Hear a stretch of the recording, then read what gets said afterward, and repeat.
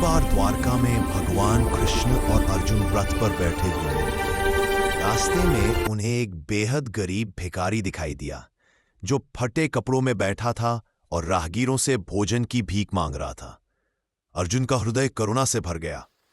अर्जुन ने कहा, मधुसूदन, इस बेचारे की स्थिति देखिए, इसे कुछ सहायता मिलनी चाहिए। कृष्ण मुस्कुराए, अर्जुन, सहायता हमेशा तभी फल देती है जब इंसान उसे संभालने की क्षमता रखे।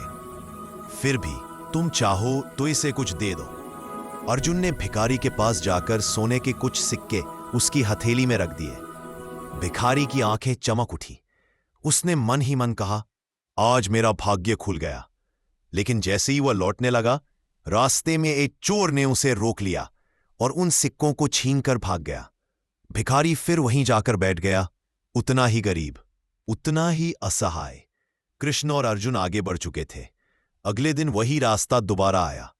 अर्जुन ने फिर भिखारी को उसी स्थिति में देखा।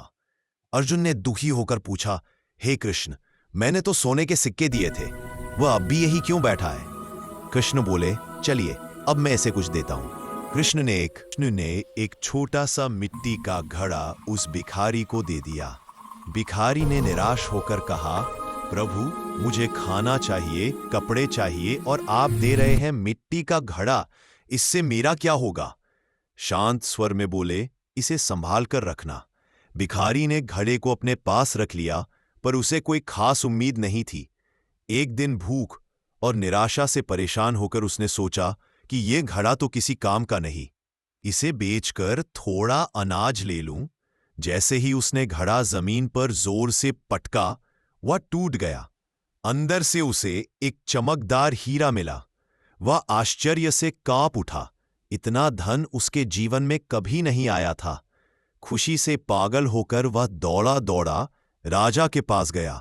राजा ने उस हीरे को देख तुरंत उसे बड़ी राशि में खरीद लिया। भिखारी अब गरीब नहीं रहा। कुछ दिन बाद भिखारी अर्जुन और कृष्ण के पास आया और उनके चरणों में गिरकर बोला, प्रभु, आपने मुझे नया जीवन दिया, पर एक बात समझ नहीं आई, आपने मुझे यह पहले क्यों नहीं दिया?